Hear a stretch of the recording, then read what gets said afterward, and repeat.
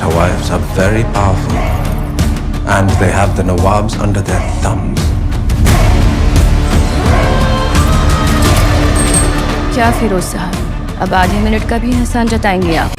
Hello everyone and welcome to RK review.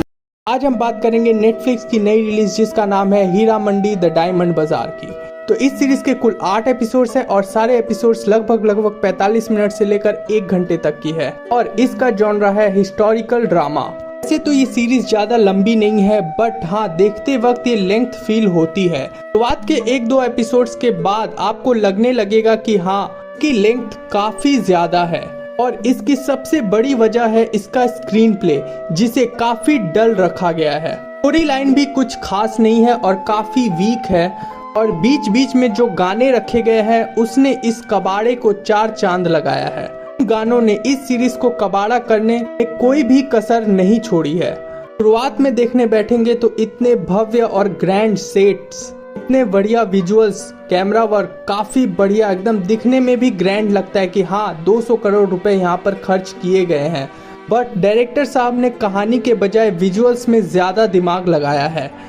इस वजह से स्क्रीन प्ले काफी डल हो गया है, कहानी बाकी नहीं रह गई है और बिंज वॉच करने का भी मन नहीं करता है, क्योंकि पहले एपिसोड के बाद दूसरे में क्या होगा, दूसरे के बाद तीसरे में क्या होगा, इसका इंटरेस्ट ही खत्म कर दिया गया है। किसी भी किरदार के साथ हमारा जुड़ाव नहीं हो पाता है। कहने को तो सोनाक्षी सिन्हा को यहाँ पर विलन बनाया गया है बट ऑलमोस्ट सारे किरदार ही विलन जैसे लगते हैं, क्योंकि सबने कुछ न कुछ पाप किए रखे हैं। ऐसे तो मेन स्टोरी लाइन के साथ साथ यहाँ पर कुछ सब प्लॉट्स भी डाले गए हैं बट मेन स्टोरी लाइन में ही जब हमारा फोकस नहीं रहता है तो सब प्लॉट पर इंटरेस्ट कैसे जागेगा। और फिर एकदम से क्लाइमैक्स सामने आ जाता है जिसके लिए हम तैयार नहीं थे। इस कहानी से जो मैसेज देने की कोशिश की गई है वो भी किसी काम की नहीं रह जाती है।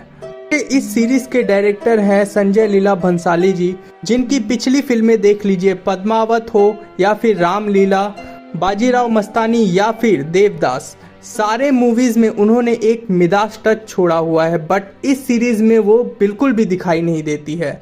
यहाँ पर भंसाली सर ने वो टच गायब कर दिया है, जिसके वजह से ये जो कहानी है वो बिल्कुल अनरियलिस्टिक लगती है और इस पर विश्वास करने का बिल्कुल भी मन नहीं करता है। वैसे तो कितने ही स्वतंत्रता सेनानियों ने अपने जान का बलिदान दिया था हमें आजादी दिलाने के लिए, बट कुछ नाम ही उभर कर सामने आते हैं और जो प्रयास इस सीरीज में किए गए हैं उन्हें याद करने के लिए, बट यहाँ पर वो कनेक्शन और फील बिल्कुल ही गायब हो गया है। रिकमेंडेशन की बात की जाए तो मैं तो इसे किसी को भी रिकमेंड नहीं करूंगा बट हाँ, अगर आप इसे देखना चाहते हैं तो भले ही इसे यूए सर्टिफिकेट के साथ रिलीज किया गया है बट लैंग्वेजेस कहीं कहीं पर स्ट्रॉन्ग है और भले ही न्यूडिटी फुल नहीं है बट यहाँ पर नजर आता है, पता चलता है कि हाँ इंटीमेट सीन्स हुए हैं।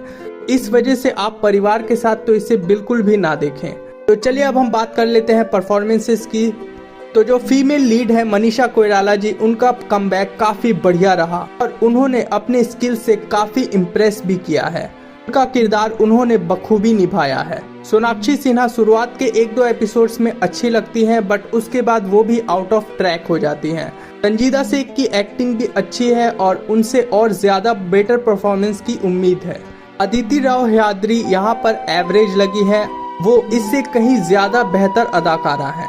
ऋचा चड्ढा का रोल कम है बट पावरफुल है। शर्मीन सहगल मेहता ये बिल्कुल प्लास्टिक की गुड़िया लगती हैं, जो एक ही एक्सप्रेशन लेकर फर्स्ट से लास्ट तक चला देती हैं।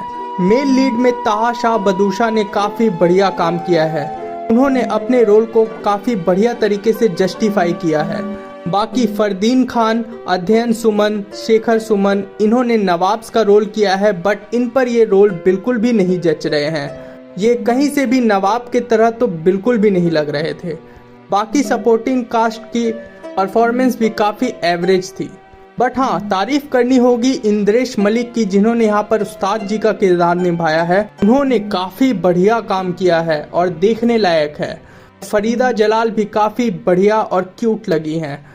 चलिए अब हम रेटिंग की बात कर लेते हैं। तो मेरी तरफ से इस सीरीज को 5 में से पूरे 1.5 स्टार्स। तो दोस्तों अगर आपने अब तक इस सीरीज को देखा है तो आपको कैसा लगा ये मुझे नीचे कमेंट में करके ज़रूर बताएं। और हाँ, जाने से पहले अगर आपको ये रिव्यू अच्छा लगा हो तो वीडियो को लाइक कर दीजिएगा, शेयर कर दीजिएगा और हाँ, सब्सक्राइब करना बिल्कुल मत भूलिएगा। और हाँ, वो नोटिफिकेशन का घंटा ज़रूर दबा दीजिएगा जिससे मेरे आने वाले वीडियोस के बारे में आपको सबसे पहले पता चले। तो मिलते हैं आपसे नेक्स्ट वीडियो।